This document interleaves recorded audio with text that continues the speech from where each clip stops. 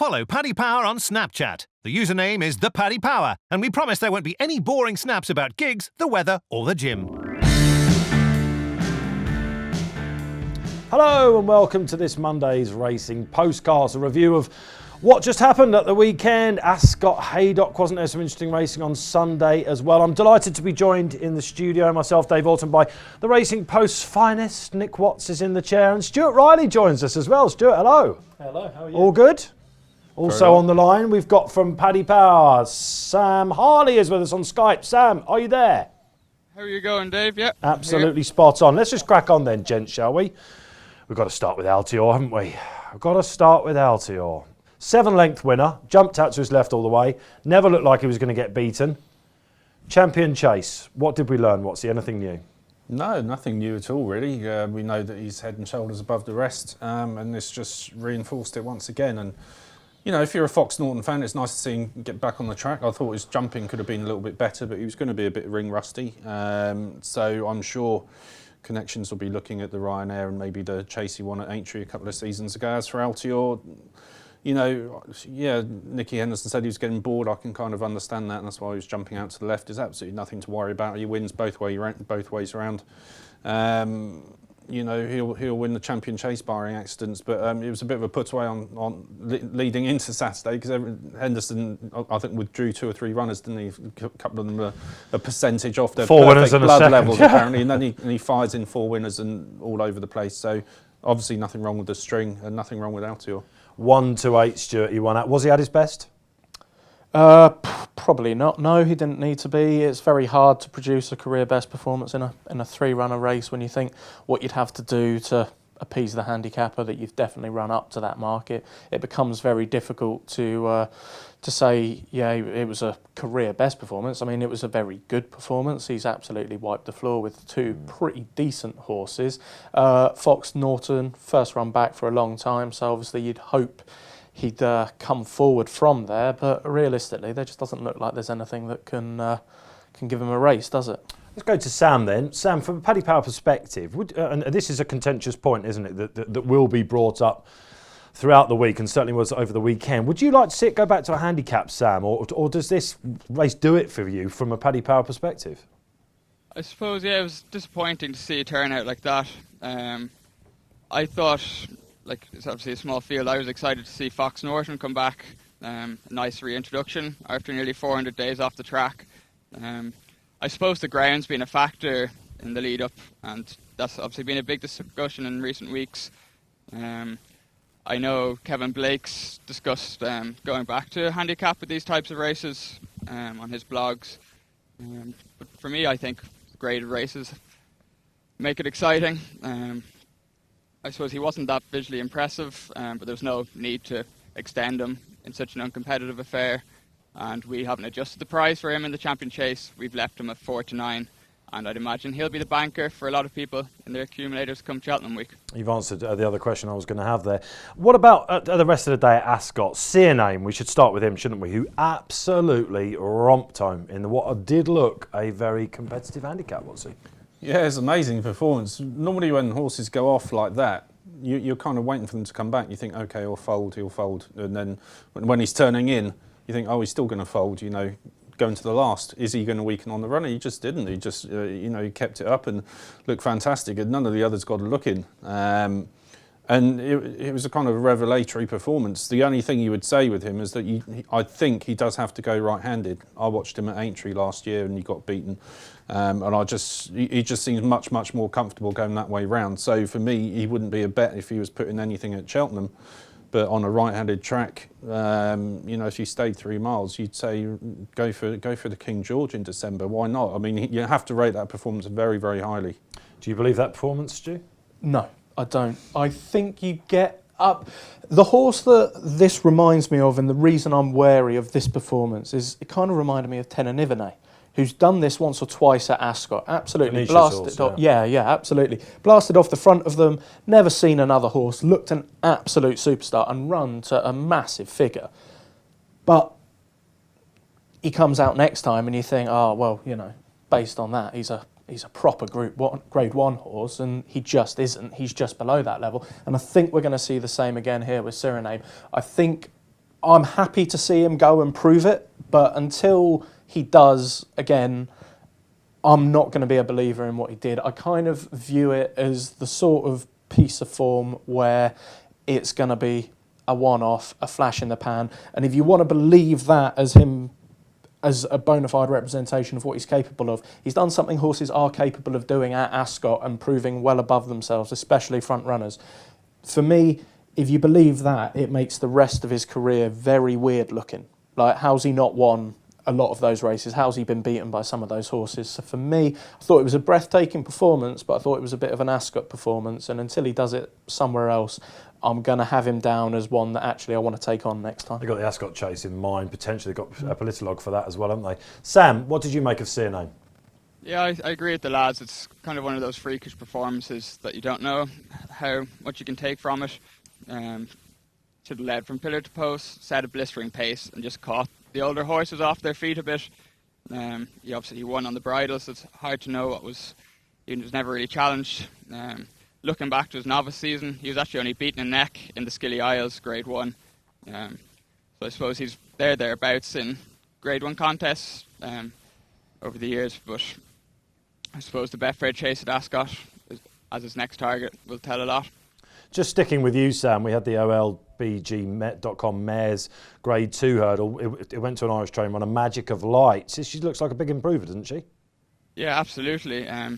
For Jessie Harrington and the Potts family, I was surprised. I think her mark over hurdles was something like, I think it was 133. Obviously a handicap would have been a nice temptation for them, but obviously with a mare like that, black type's always going to take higher importance. I suppose she'll have to turn up to Cheltenham with a good chance in something, whether she goes over chases or hurdles is yet to be seen.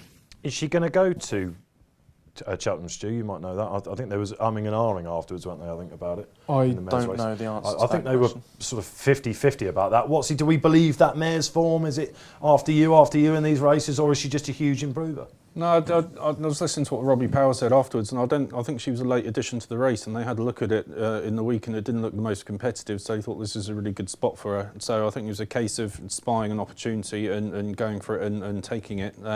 I'm not sure the form means a huge amount in the kind of bigger picture. It was just a good spot by trainer and jockey to come over it because it looked a weak race.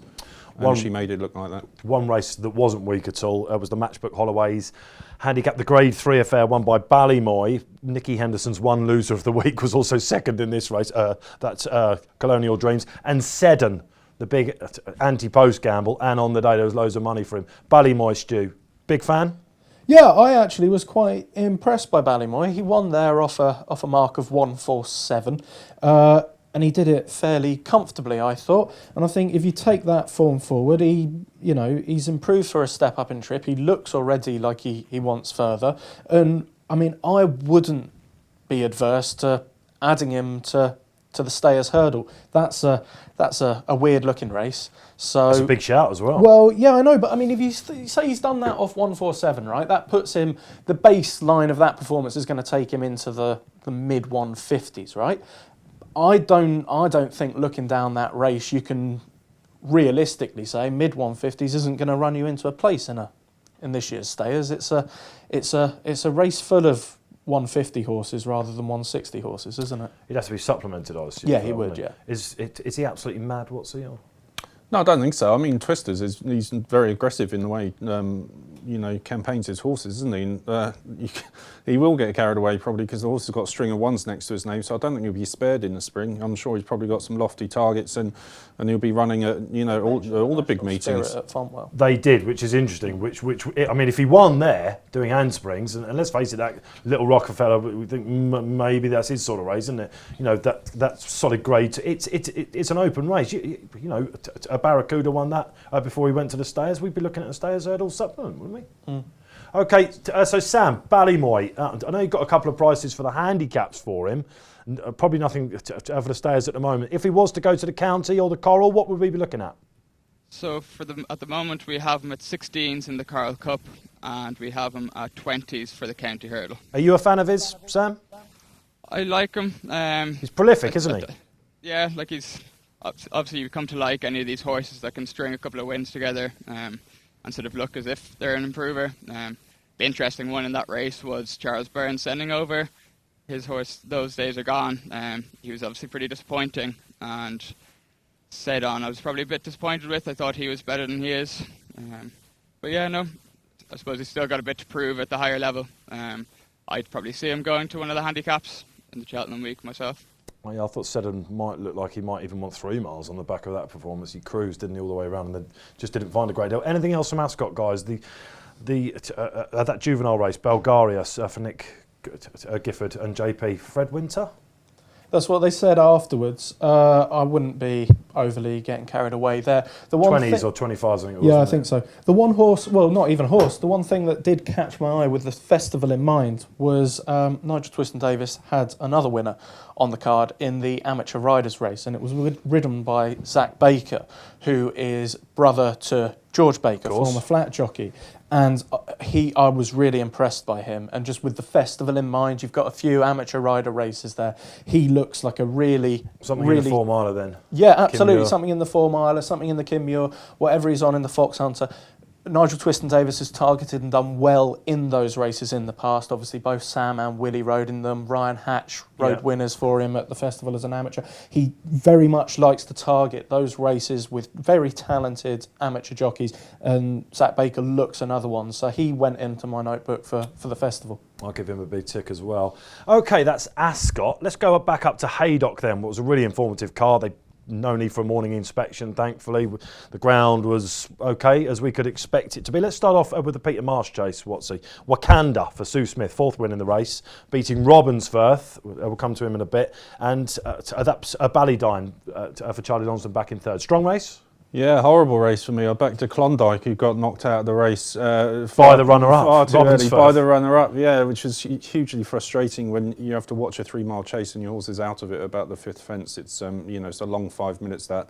But no, fair play to Wakanda. He's been a good old stick for the last few years now. Sue Smith in fantastic form. I just looked at the winners and runners before I came in. I think it's 4 from the last 8. So they're obviously firing on all cylinders at the moment. Wakanda's a good horse, so I don't know what the plans are for him. I mean, she should stick him in the Grand National, and he would get in that. He'd get in off a fair weight probably as well. So he's just the kind of, you win a Peter Marsh, you've got to think about races like that. Stu, do you think we should be taking anything out of the race? I don't think we saw the Grand National winner. I thought Ballydyne impressed me more so in the way that he made an absolute haulage. I think it was 3 out, yeah. So to still run on, claim 3rd, I thought that was a decent performance. I'd be interested in him going forward, but not for the National, no. Sam, Peter Marsh chase, was there anything that caught your eye bar the winner? Yeah, I thought the race, it turned out really exciting at the end with 4 going over the last together. But the one that caught my eye was one finishing in behind, which was Robbinsworth, who ended up 2nd. He travelled in the rear the whole way around and was just probably left a bit much to do. And didn't jump the last fluently, but he looks like he'll win a big handicap in the near future. Colin Tizard mentioned that he thinks he'd run a big race in the Grand National, but I know his owners turned down the chance to go to the Welsh National, and he's sort of flagged that he might find it hard to convince them to go to the Grand National. But we currently have him in as a 33-1 shot for the National, and Wakanda as a 40-1 shot. We should mention one for Arthur. You would have thought that Grand National winner, 2 non-completions from 2 runs this season. Connections are, they've got the work cut out to try and find a route map back to Aintree, I think, on the back of this. Yeah, and interesting, they said that they weren't going to go back left-handed with him. That was a comment that I got. I wrote that race, if they do that, they've ruled out the Grand National, haven't they? Lucinda Russell sent the comment to Dave Carr, and he sent it over to us like, not going back left-handed, that's a national win. He looked anything but a national winner, Stuart, didn't he? Yeah, he did, but I mean, we've seen this in the past, haven't we? National winners have historically struggled. I thought one for Arthur might be a bit different given the injury he had. He effectively had a season off to get over it, but it's a very hard race to come out of and win again, and we seem to be seeing that again here. Do we write him off, Watsy? Yeah, he wouldn't be top of my list at the moment. You've got to see more from him. You've got to, you need more evidence. You've got to see him finish a race. You've got to see him finish it strongly. Even a good 2nd or 3rd would give you a bit more encouragement. But to see him fall twice, the one thing that he did at Aintree, he jumped fantastically. Yeah, he did. So for him to do that is unusual and not really very encouraging. Back to the drawing board with him then. Let's move on. The new one, Unibet Hurdle it was a Grade 2 champion hurdle trial named after the new one, of course. He won it 4 years in a row. Did we see anything of that calibre in the race? Let's come to you first on this. Yeah, it was an interesting race for me because Global Citizen normally hairs off in front, but they kind of restrained him this time. And, it really worked. Horses can be a bit more adaptable than maybe trainers give them credit for sometimes. And Ben Pauling's obviously said, look, just keep a bit back, because he was doing too much in his early races and, not seeing them out maybe. So just holding his effort for a bit longer really worked with him.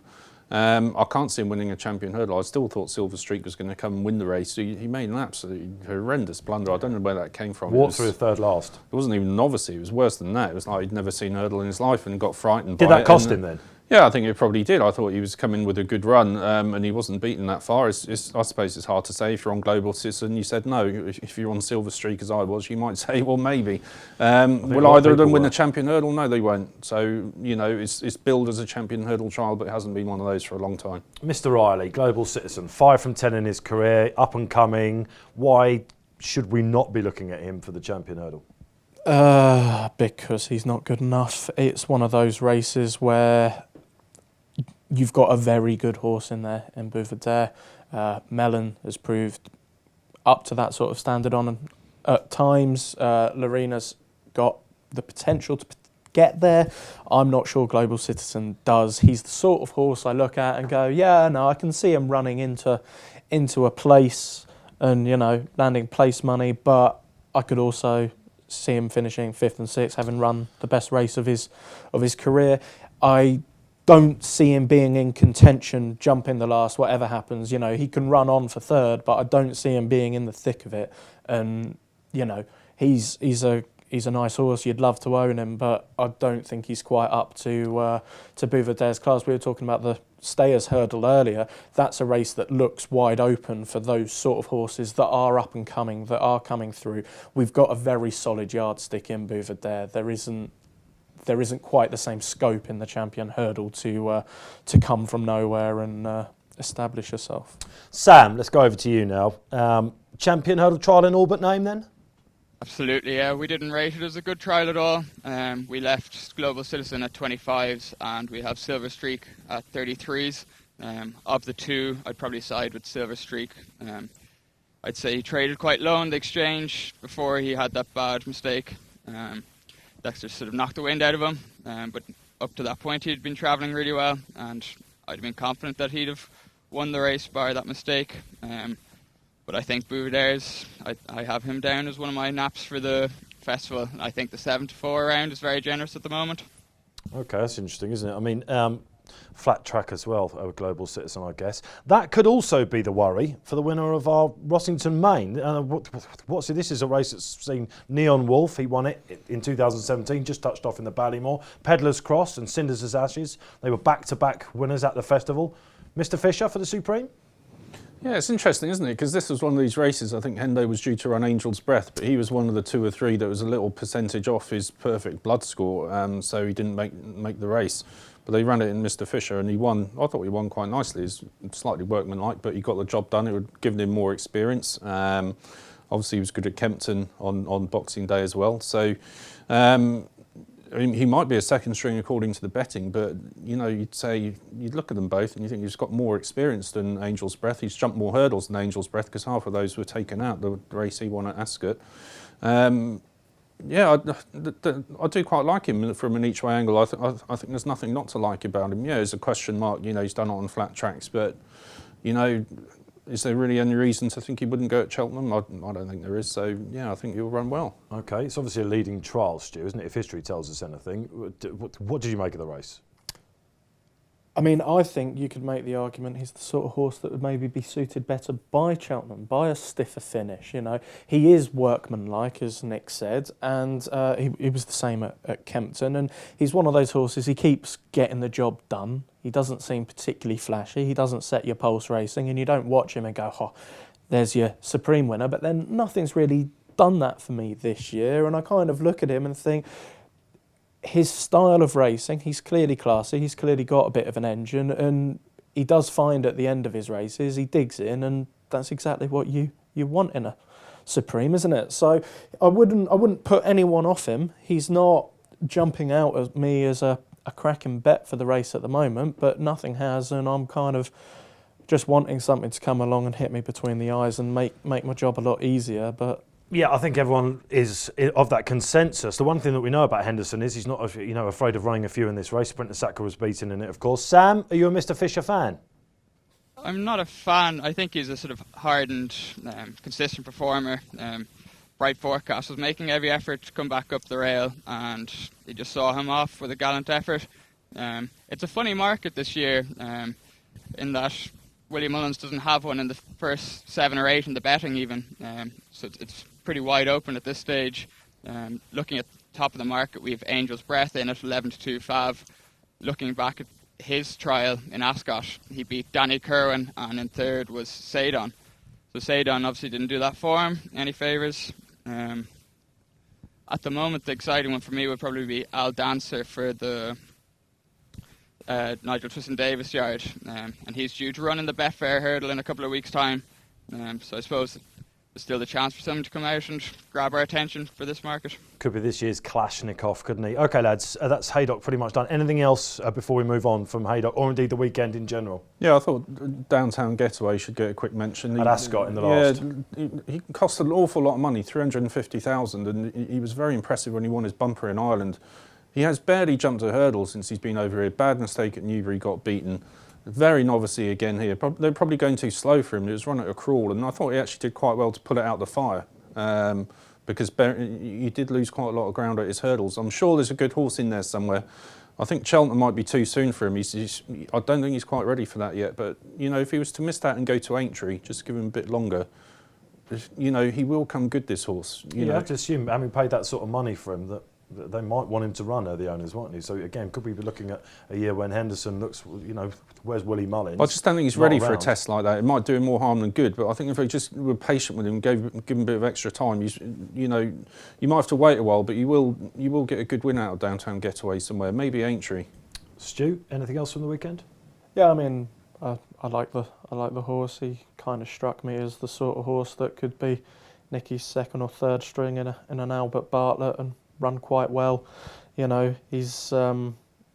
was tenacious at the end. I think further will suit him. He kind of reminds me a little bit of OK Corral in that sort of profile. He was beaten in that race last year, of course, OK Corral, wasn't he? Of course, by Vindication. So that's a good shout. Sam, just while we're on a Downtown Getaway, from a bookmaker's point of view, he was beaten at odds on at Newbury Flat and won. He's just scraped home. Is he going to be one of these that's sort of overbet a lot? Yeah, people have probably latched onto him with the hype previous to his runs. He's sort of sitting, I think he's sixth favourite at the moment in the... I think that second is a decent horse as well. It's worth saying, Fergal O'Brien. So I think you look at it positively. He's actually done well to pull the race out the fire. He let him up his inside, didn't he, on the run-in as well, which was a bit surprising for Paddy Brennan if you know him. I think Nico was quite lucky to get the run there, really. So punters were absolutely over the moon about that. We could be looking at two quite. And also a good line for O'Brien on, which is a race I'm sure we'll be coming to in the next segment, on Jarvis Plate, who's a similar kind of horse but better than that second.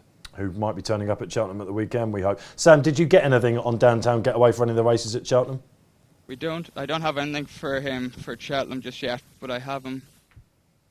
No, I can't actually find it here, if you just want to move on. No worries, yeah, absolutely. So there was a novice chase as well, just quickly going on there. The Patrick Coyne Memorial Outcar Novices Chase. It's been won by some proper horses, Bristol de Mai and Waiting Patiently Well. Massive turn up this year, wasn't there? Castafiore, I wrote that race in the analysis and I had to watch it about 4 times. Turns out that 2 of the runners bled, but that Jerry's Back was in it as well. Disappointing race?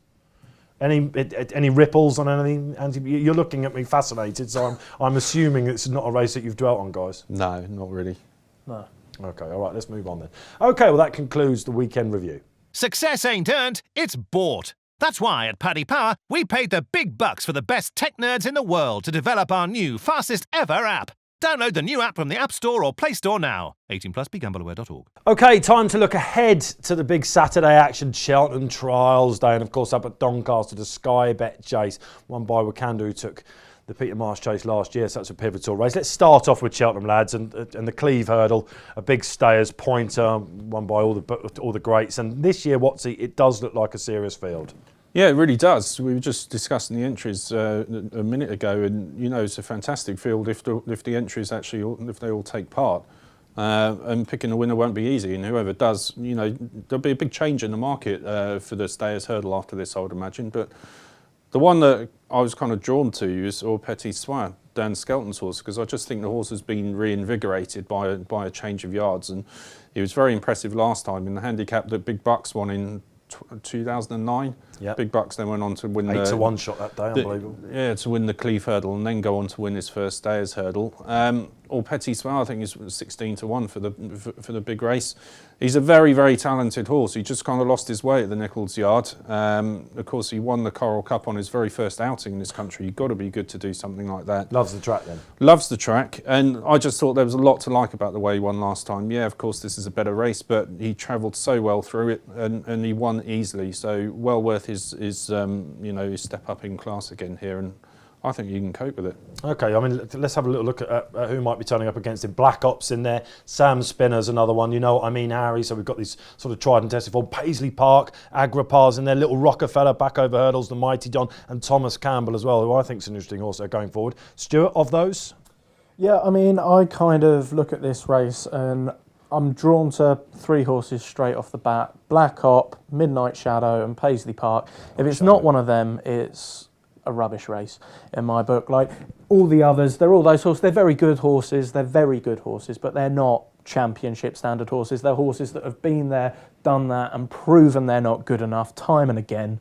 And quite frankly, if one of those 3 can't be winning it, then we're not seeing the Stayers Hurdle winner on Saturday.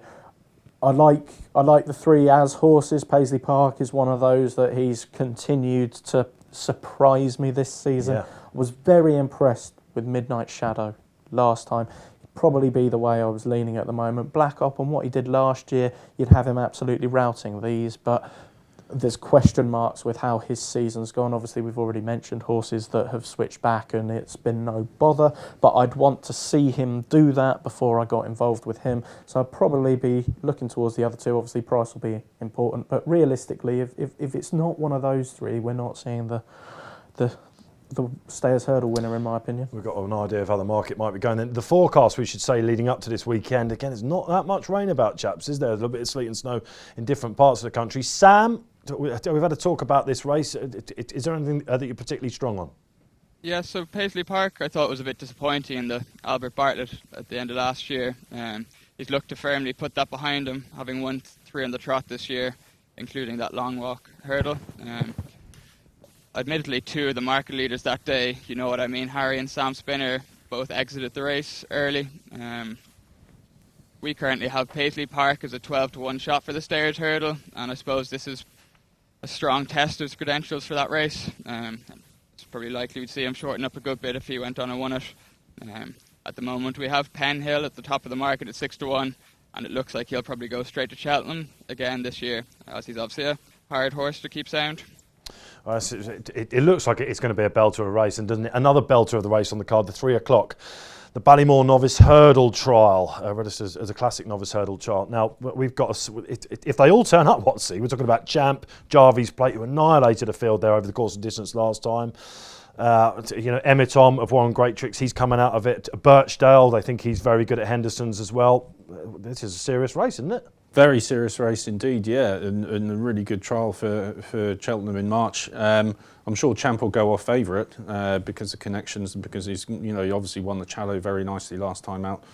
I do wonder if he'll probably prove me wrong and go and win easily on Saturday. But you do wonder with Champ, he's obviously named after AP McCoy, and you wonder if people are latching onto that a little bit. Remember 2 starts ago, he was 9-2 favourite to win a handicap at Newbury. Now, 9-2 the field suggests it's a very open race and there's not a huge amount of confidence behind him, otherwise he would have started shorter. But yeah, he got the job done then, got the Challow done, so he's obviously good. But I just think there might be more mileage in a horse like Jarvis Plate, who's trained by Fergal O'Brien, perfectly good trainer, very, very good trainer, but he's not Nicky Henderson. And so you will get a couple of points bigger on him. Now, he was second to Elixir de Nuts on his penultimate start at Cheltenham over an inadequate trip, 2 miles that was. And yeah, he ran very well. Elixir de Nuts has shown the form in a very positive light. Up to 2 mile 5 last time on New Year's Day at Cheltenham, he absolutely routed them. There was an odds-on shot of Hendo's that finished second that day, who came into the race with really, really strong form. He absolutely pulverised him, and there was no reason to suggest that was a fluke. So I think Jarvis Plate is a pretty good horse. And I think he might be the value option here to beat Champ, who I'm sure will go off a very short price. Well, there's got to be value around. Stuart, which one of these do you like? Yeah, I mean, when we were going through the entries for this race, I was like, oh, might make a cheeky mention for Jarvis Plate, and he's left me absolutely nothing to say. Communication is key, isn't it? Made some excellent points, and I'll just wholeheartedly sit here, second them, and say yeah, what he said. Jarvis Plate. So I mean, Sam, from a Paddy Power perspective, this could have an absolutely monster effect, this race then, on the Ballymore, couldn't it? Absolutely, yeah. It looks like a really strong trial. At the moment, we rate Champ quite far clear of Jarvis Plate, with having him 4-1 market leader and Jarvis Plate a 20-1 shot. The handicapper thinks the same. He has Champ at a mark of 150 and Jarvis Plate on 143. I reckon Champ will go off short favourite in this race, despite maybe a bit of strength and depth, just because of the reputation he has. I think the one worry about him is that he pulls quite hard. Going back to that handicap run that the lads mentioned, he pulled the whole way and still won quite comfortably. But in a stronger test, he might not get away with that. And Barry Garrity cleverly tucked him in on the rail the last day in the shallow hurdle and sort of got him to settle a bit more. But if this cut up into a small field, it could play into the hands of Jarvis Plate. Yeah, you'd have to think that he'd be up there, wouldn't you? I think. It's a strange market, the Ballymore, because we're still yet to see a good few of William Mullins' good novices. Blackbow and carefully selected, obviously. Both ran good races in the Champion Bumper last year, both yet to be seen. Will it ever rain in Ireland again, Sam, or are we just thinking it's now the new tropical island? Yeah, we got a bit of rain at the end of last week, but it looks dry enough this week. I suppose Leopardstown are hoping for lots of rain for the Dublin Racing Festival next weekend, which should be an exciting weekend. So just concentrating on Cheltenham as well, it's a blinding card as we know. The 150 is a Cheltenham handicap chase. The Grade 3, often a leading pointer towards the Close brothers. What's he? Blow by blows in there for Gordon Elliott, who looks interesting. And Dingo Dollar, we think he might be Sky Bet. We'll come on to that in a second. And a horse called Janica of Nicky Henderson's. Second or third in that, often go off favourite for the Close brothers. Race to keep an eye on? It's definitely a race to keep an eye on. Blow by blow, I don't quite know what to make of him. I thought that was a bit of a breakthrough win for him at Cheltenham last season. He'd go on but I'm not even sure what his best trip is. So I don't know. He's not one that's kind of, he's in this race and he'll probably end up at the festival again in March. But he's not one I've got on my radar for a repeat win at Cheltenham this season at this stage. Stu, anything in that Grade 3 novice handicap? No, not from what I've looked at so far. No, I'd need to go through it in a bit more detail. And Sam, blow by blow, would you echo what's he saying there? They've messed around with his trip a little bit. Did they think maybe 4 miler for him? Yeah, the 4 miler would be the one for me. He looks slow. I think he'll just stay all day, to be honest with you. He looks slow, that's right, absolutely. The winner of a Martin Pipe conditional handicap. Tell it how it is. Let's move up to Doncaster then, a big day for them up there. We're thinking it's going to be pretty quick ground. I guess that's why that Dingo Dollar is in at Cheltenham as well, with Alan King just wanting to cover his bases. But the Sky Bet, Sam, it's a huge bookmaker race, isn't it? Can you give us the market? Yeah. So we have Dingo Dollar in at the top of the market at 5-2. We've 007 5-1. We've Warriors Tail at 6s. We've Art Moresque at 15-2. Single Farm Payment and Go Conquer both at 10s, and it's 12-1 bar. Let's mix it up then. Stu, of those. Of those, I'm not going for one of those. I'm going for one of those in the bar category, which is where I like to spend my time on a racecourse. And it's Mount Muse of Donald McCain's. It's interesting horse. He's a very interesting horse. He's always looked classy and up to these sort of races. He's a Hemmings horse, and they always tend to be long-term staying chase prospects. That's exactly where he is now. He's got a good record at the track. He's got a good record on the ground. He's on a rating that means he still needs to be going forwards to get into the type of races he wants to get into. And in these kind of races, I always look at that as my starting point to dissect these races. Trainers very much like to target the big spring races, and if you've got a horse that is absolutely guaranteed getting into wherever it is you are wanting to go and working towards, and have told your owner all year to get excited about, you don't need an extra few pounds, do you? These horses that actually need to run well in these races to keep moving up the ratings and get into those races are immediately where I like to start off. 137, he isn't getting into the sort of races that they'd want to be running in over the spring at the moment, and so yeah, everything, like, you know, he's only had one run back. He started late this season. It all looks like being a late campaign building towards the spring, and yeah, he just caught my eye. As we saw in the Peter Marsh last weekend with Wakanda, it was 3 runs, who obviously won this last year. Should we be looking at the market leaders, or? Yeah, I quite like Dingo Dollar for this. 5-2 shot. Yeah, I know you could say short enough, but I really like that run that you put in the Ladbrokes Trophy last time. I think the flat left-handed track on good ground is absolutely what he wants. And so often with these chases, possibly more than ever these days, it's all about rhythm and who gets into the best rhythm, and it's easy to get knocked out of it. But Dingo Dollar, when he's on his game, he's metronomic at his fences, really, really good, really strong in that department. And I could see him really putting them to the sword over, because I just think everything adds up for him. You know, the likely ground, I think the left-handed flat track would suit him perfectly. Absolutely no reason he shouldn't run a huge race, and like he did last time, and been given a bit of time to get over that as well, which is good. So Sam, before you give us a tip for this race, mate, where are we going? Maybe potential gambles. Can you see anything that you might be ducking? Yeah, so the funny one this morning was Gold Present. We saw a lot of money for him in the early hours this morning, and he ended up not being declared, which was a funny situation. Obviously with the declaration, or with the latest entry stage just coming in, I suppose as the market settles now, throughout the afternoon we'll see bets coming in. So it'll be sort of midweek by the time we see any of that money coming through.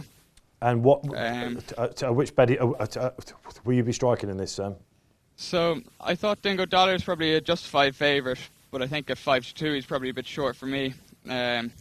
Go Conquer was the interesting one for me, for Nigel Twiston-Davis and Paul and Claire Rooney. He seems to have shown renewed interest since moving stables from John Joe O'Neill. He's £1 better off with 007, having finished a length behind him at Doncaster in December. He often adapts fairly bold tactics and makes it from the front. When he gets into a good rhythm, he can be fairly hard to peg back.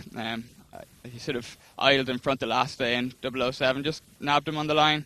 But I think since he's double the price, he'll be my each way. If you're wondering why we haven't mentioned the Cotswold Chase, of course, one of the big races at Cheltenham this weekend, it has been reopened. So tune back in on Friday to see what the guys think of that. OK, that's the weekend preview. After this advert, we'll be looking at the midweek action. Check out Paddy's Rewards Club. Simply place 5 bets of £10 or more across any sport in a week, and you'll get a free £10 bet then next week. T&Cs apply. 18+. BeGambleAware.org. OK, midweek action. OK, so Tuesday we've got Kelso, Leicester and Newcastle for you. Wednesday, Lingfield, Hereford, Catterick, Kempton, a real mixed bag. On Thursday, we've got Fakenham, Wetherby, Southall, Chelmsford and Gowran Park. We'll get to that in a minute. Friday, Doncaster kicks off their Sky Bet meeting. Huntingdon, Lingfield and Newcastle. So loads to look at. But lads, let's be quick with this. Sam, it's all about this Thyestes Chase meeting at Gowran, isn't it? It's a real midweek treat. Can you give us prices for the big chase, please? Yep, it looks a very competitive affair. We have Solemn Grundy at 9-1 at the top of the market. We've Invitation Only and Fitzhenry both at 10s. We've Sumneck and Walk to Freedom both at 12s. The name escapes me at 14s. And then we've General Principle, Burgas, Monbeg Notorious, Maldini and Alpha Desobo all at 16s. And Sam, of those, which one really catches your eye? The one that's seen the money during the week and looks a solid bet to me is Invitation Only for William Mullins.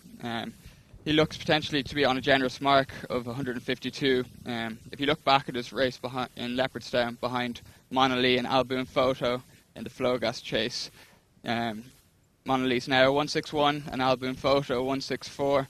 On his Invitations Only's recent start, he took on Alboon Photo in Tremor. But Ruby had picked Alboon Photo and looked the first string, and I'd say that was just a cobweb blowout for Invitation Only for this race.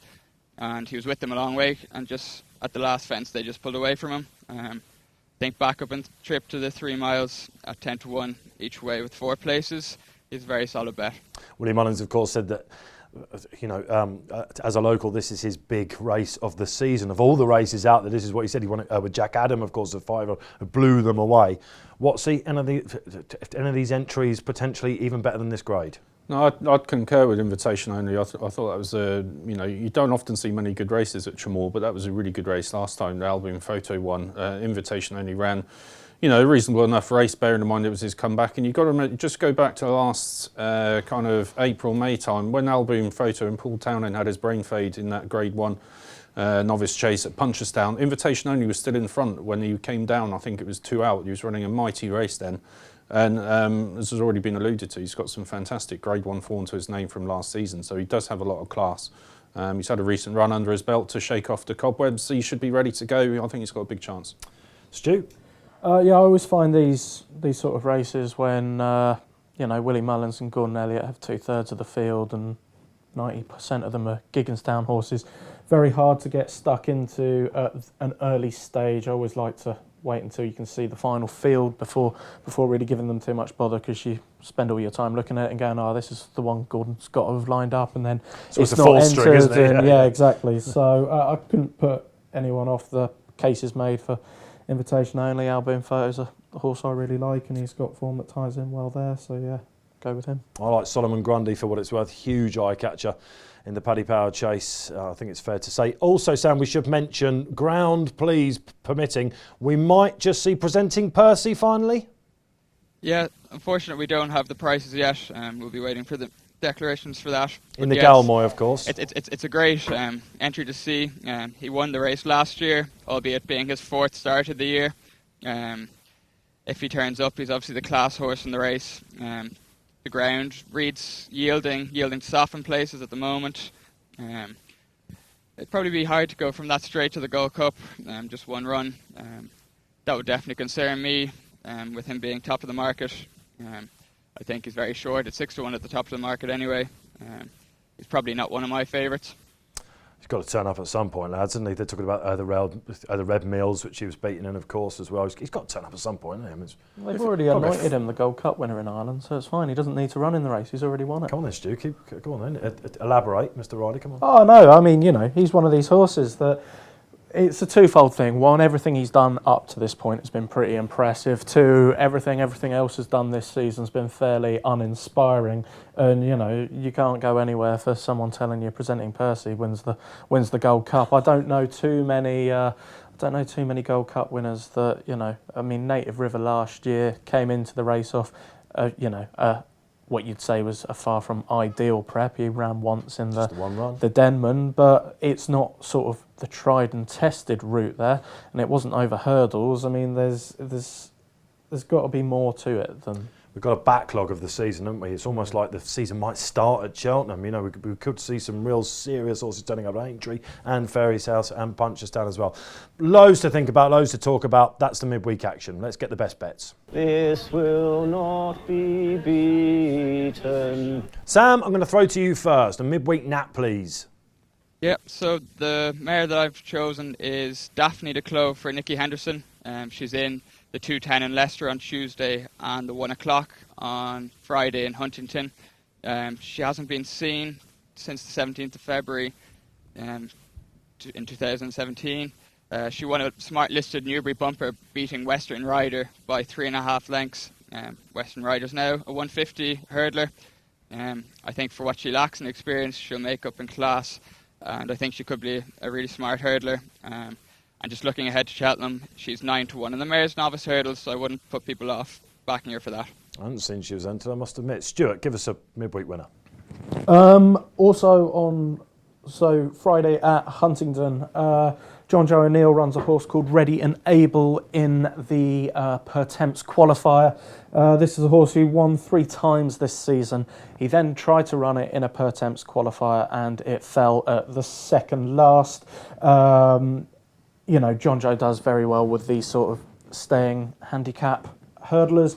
He's got a great record in the per temps. This very much looks like a horse he's trying to get there. It's in very famous silks, and the fact that it's off a mark of 133, it's taken a minimum of 135 to get into the per temps. Some years it's taken as much as 137. Sort of over the last 5 years, that's kind of been the band that you need to be above to get in. So a £4 rise really would, really help. Yeah. He's 3 from 4 this season, but he's won every time he's stood up, and I think he's the sort of horse he needs to actually win, not only to qualify for the race. Obviously, first 6 qualifies him for the race, but he needs to sort of be winning this to get in. Otherwise, they're going to have to start looking for another race, and then you start getting into not having an ideal prep territory. So I think it would be good for him to come out and win here. Already enabling the potential another horse with Cheltenham aspirations. Last but not quite least, Watsy, give us a nap. I'll go for invitation only in the Thyestes. Let's go for the big one on Thursday.